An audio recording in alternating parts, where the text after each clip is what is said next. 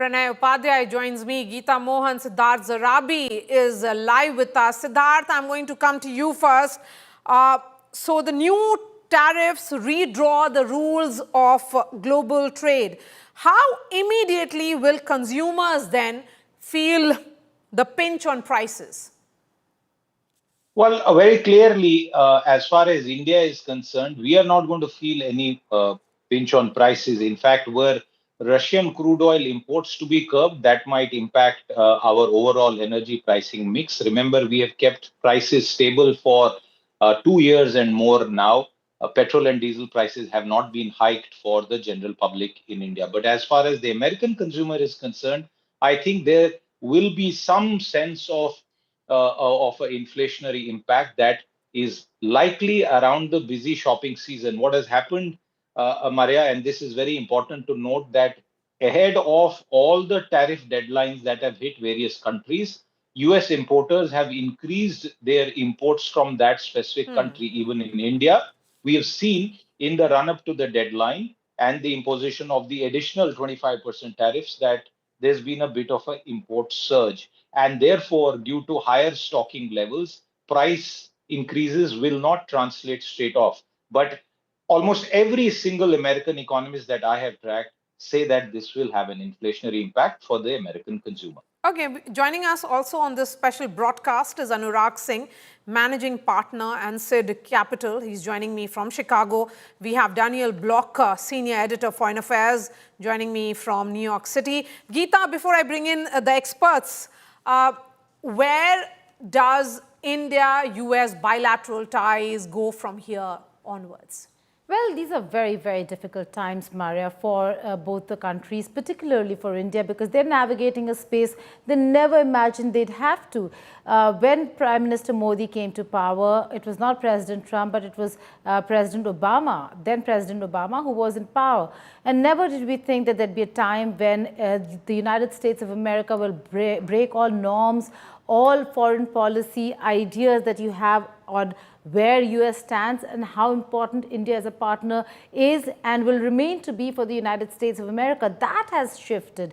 And now India has to align itself into seeing how they're going to go back to the talking table, negotiate with a president whose readout could look very different from your own. The reason why maybe a high-level meeting or a leadership level meeting will take a while, because they'd really want everything ironed out before the leaders meet, so that there's no confusion, no talking over each other or having different statements out of their offices. But Geeta, how can New Delhi deal with a precedent who they made an initial assessment of being transactional, but now has decided to punish India?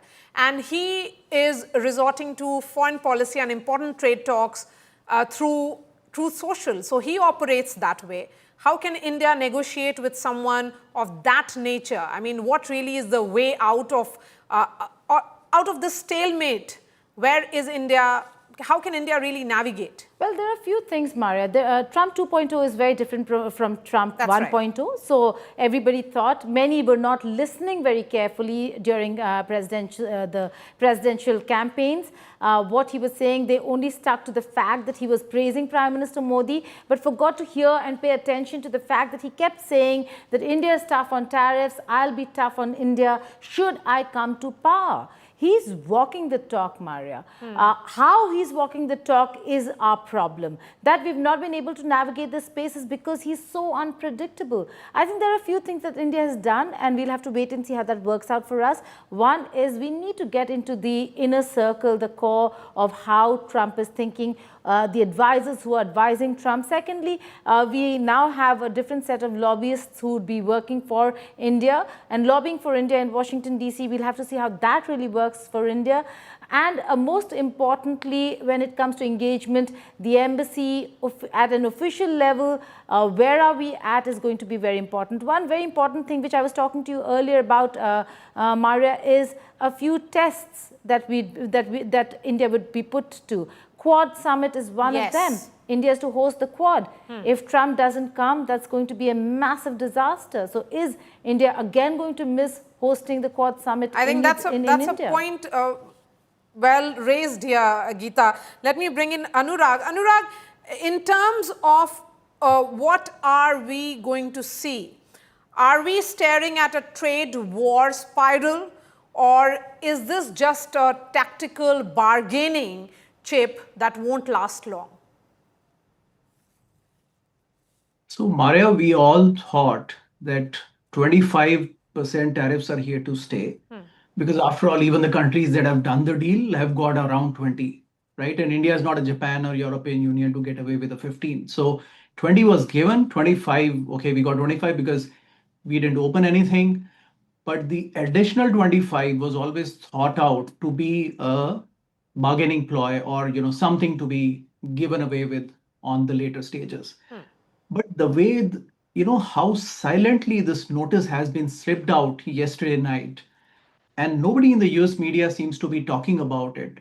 It seems that all the back channel conversations have come to a halt. So this doesn't give me any hope that, in the near future, at least, anything is going to come out of this. And India will have to live with 50%, at least for now, right? I'm sure neither of the government is coming out with what's the transparency around it, but I'm sure the issues are more difficult from at least what it appears on the outside. But Yes, we can only read between the lines, yeah. certainly, because the negotiators were expected in New Delhi, and that plan was put on hold. So, for what appears at the moment is that there is a complete breakdown of communication between the two sides. So Daniel, what do you think will hurt more in the short term? Is it the politics of tariffs or the economics on the ground? I think it depends on who we're talking about hurting.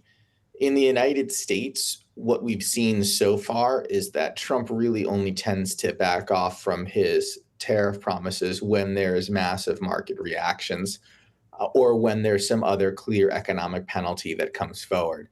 And the markets have been pretty muted about this. Now, I do expect, as people were saying earlier, that we will see prices rise in the United States as a result of the tariffs. We're already seeing that start to happen.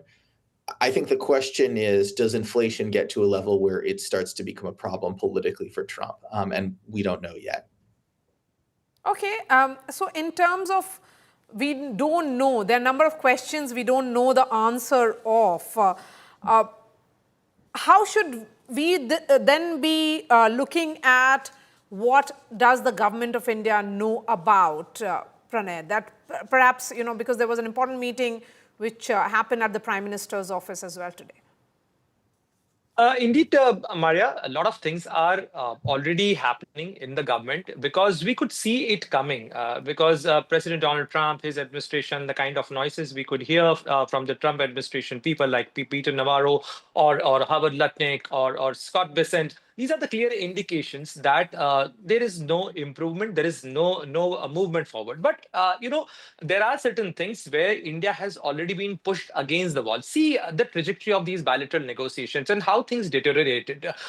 India was one of the early starters of having a trade negotiation with the Trump administration. We took it as a positive gesture. Before going to United States, Prime Minister Narendra Modi and his government announced certain measures, certain tax relaxations in the budget for year 2025-26, and therein the certain relaxations have already been given to the products where US has its own interest. And then Prime Minister travels to Washington D.C. Both leaders announced the negotiations for the bilateral trade agreement, and a deadline has been set to fall of 2025. After that, 45 rounds of virtual negotiations and 5 rounds of physical negotiations went. India has already given large number of concession to United States, but there comes a point where there are red lines for India, and India only wanted, the Trump administration, and giving the context of India-US bilateral relationship, India-US strategic partnership, that US should respect those things because they are not only politically sensitive for the Modi government, they are economically sensitive for government of India. And now we could see after the bracketing of, a very classic and a good example here, Maria, that India is bracketed with Brazil. See. We all know that why India is being, put or levied the additional 25%. But do you know why Brazil is being put for this 50% tariffs? The reason is not purchase of a Russian oil.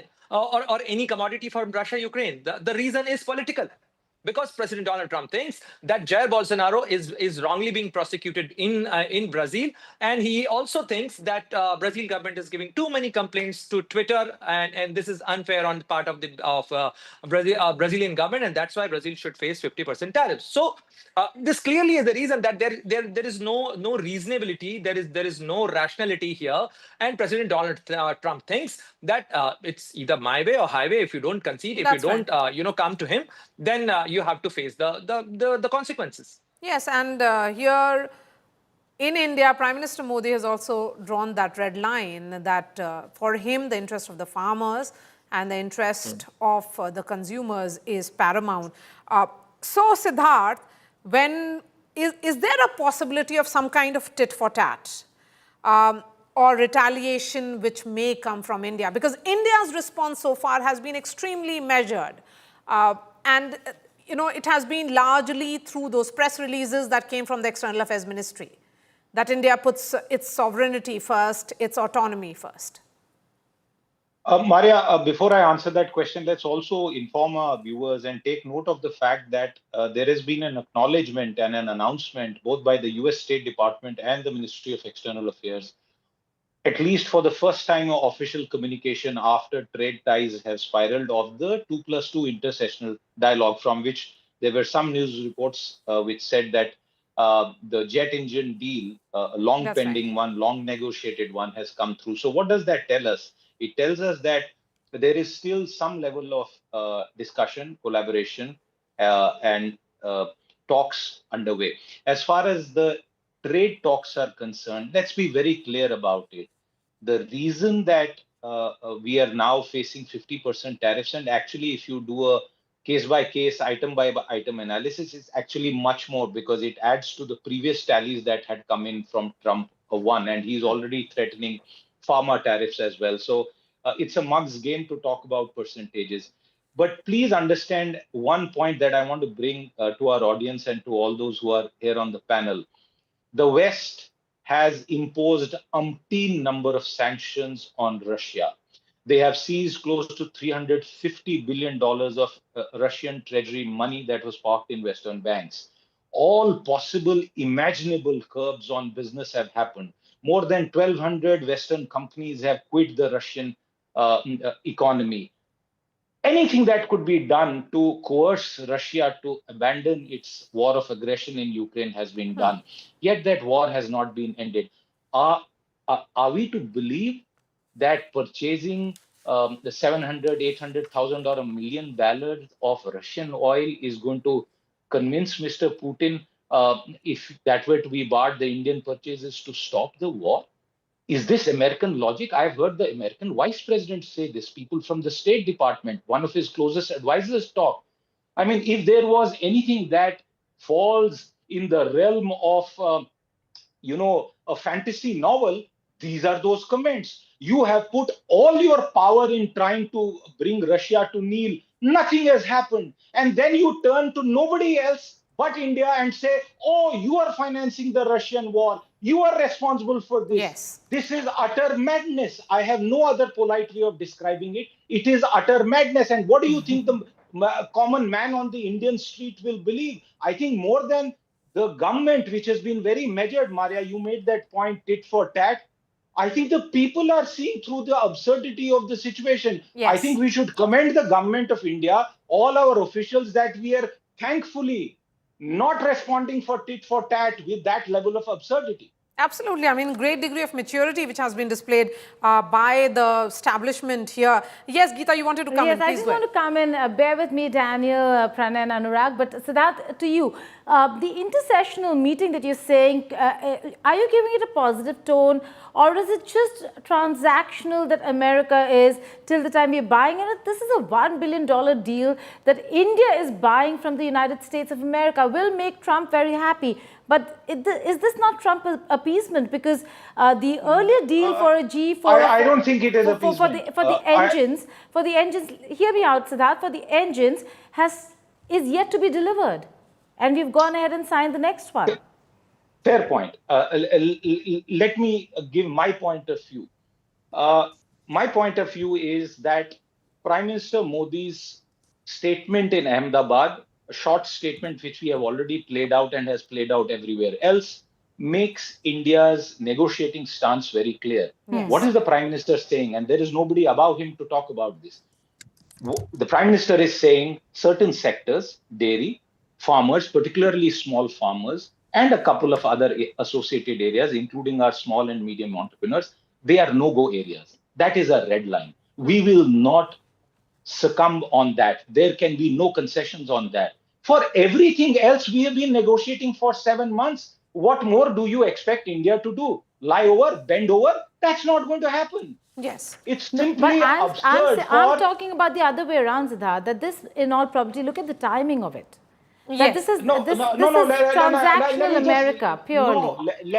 I'm not saying that we should not put our foot down. We should. No, but this, let me complete the point. Yes. Let me complete the point, Geeta. On the issue of whether this represents a certain thaw or not, I would say it represents maturity, particularly on the Indian side and different arms of government in the United States. Absolutely. The American experts here can agree. I don't think the American establishment is speaking with one voice. Yes. Our only on negotiators that I'll went. agree. Yes.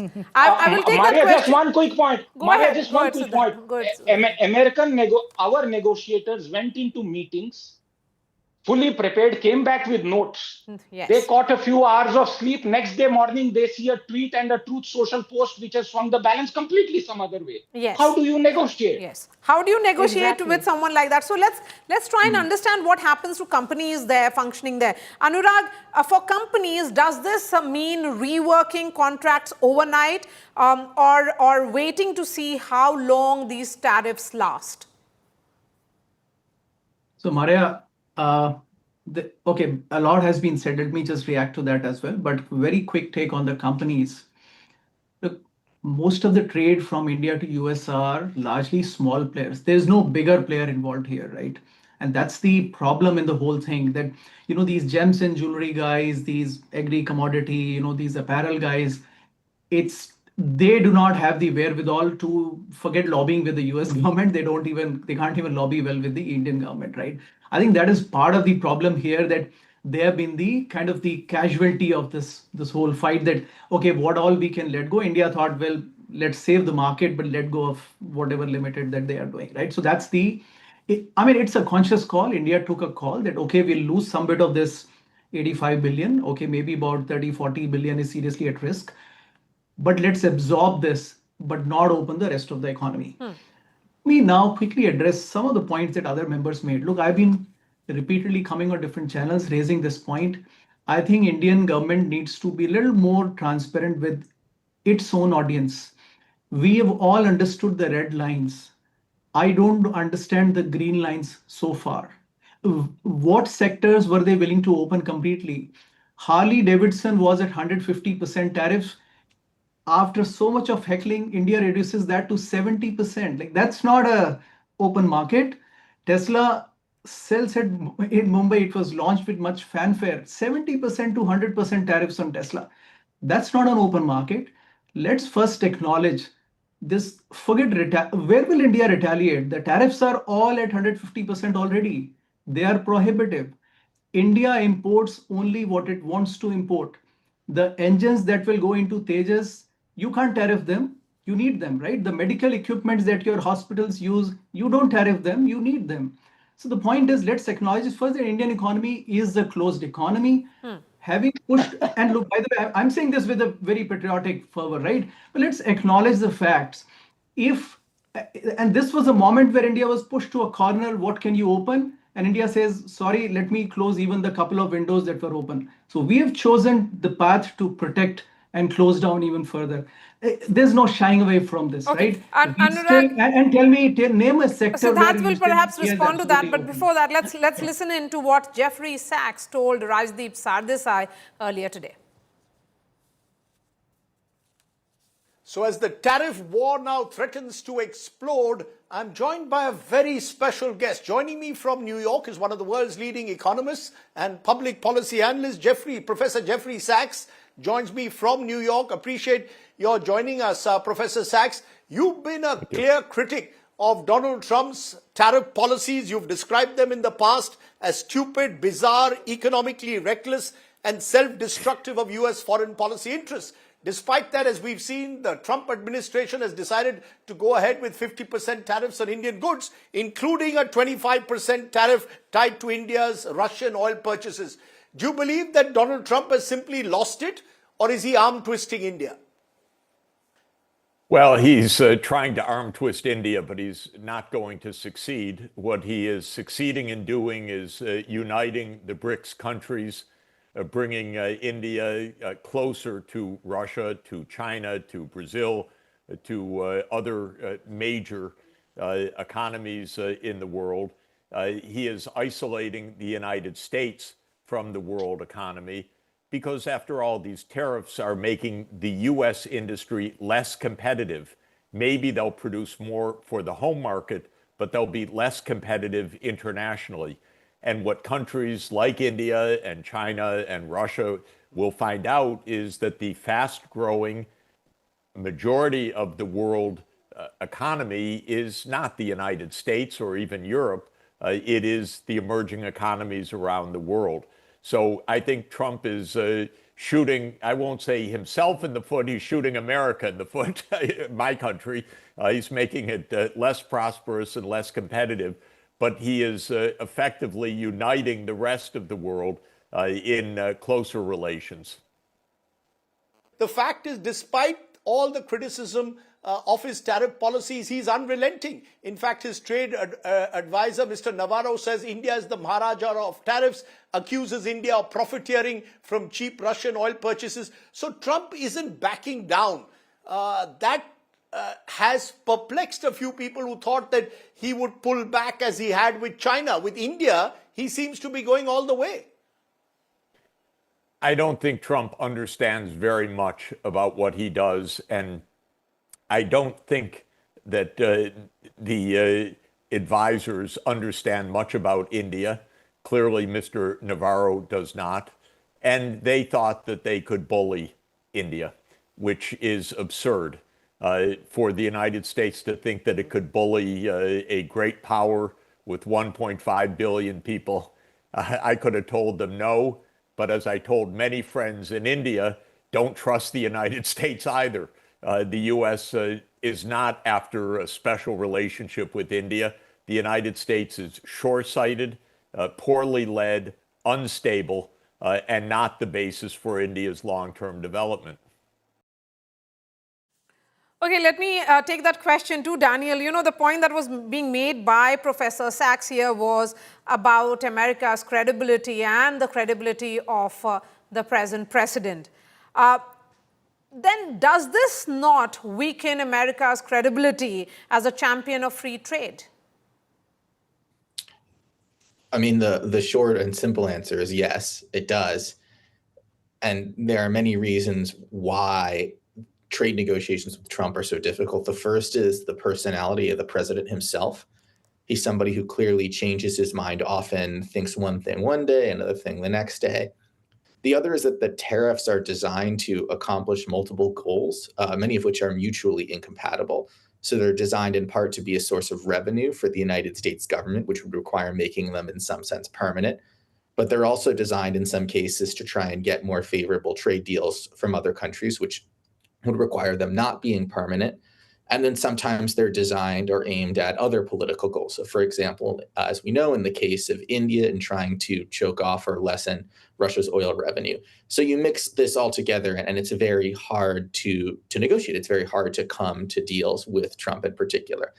And yes, I mean, for the world's one-time leading advocate of free trade to say we're not doing free trade anymore, obviously that's incredibly damaging to the United States' reputation as a champion of free trade. Yes. Yes, absolutely. And Siddharth, you wanted to come in particularly with regards to what the point that was being made by Anurag.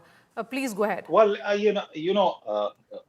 Anurag, I follow him on Twitter. He's very smart in his observations. But unfortunately, when you look at the United States and India, you must take into account not just the goods trade, but services trade. Yes. And if you look at the total transactions, goods, services, defense purchases, education, I mean, it's actually 80 to 85 billion dollars. The United States actually earns a massive $40 billion surplus from India. So there are trade-offs. You can't have it all your way.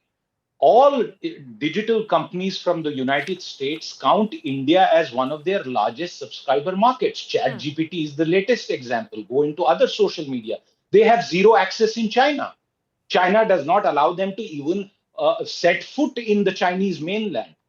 You earn billions of dollars here and then you complain about Tesla. We have, over the last 3 decades, with great painstaking effort, Indian entrepreneurs and foreign capital, India's largest car maker is owned by Japan. So don't call us a closed economy just because a dozen Tesla cars might be sold or a Harley Davidson. That's not the right way to look at our openness. Our openness also has to take into account 1.5 billion people, half of whom barely live at subsistence levels. Don't impose Nordic or Western standards on us, because you don't do that. The whole world, the Western world, did not bother about carbon till they became developed economies. And now when it comes to India, you say, oh, carbon? Did you do that with China? There is complete hypocrisy, double standards, triple standards, call it what you may. And I'm glad that the United States is actually showing to most Indians how unreliable it is as an ally. And Does what that is mean we becoming should? clear also, Siddharth, here is that there are realignments which are happening. The Asian economies are turning further towards, CPTPP and RCEP. So there is this sense that things could change dramatically too.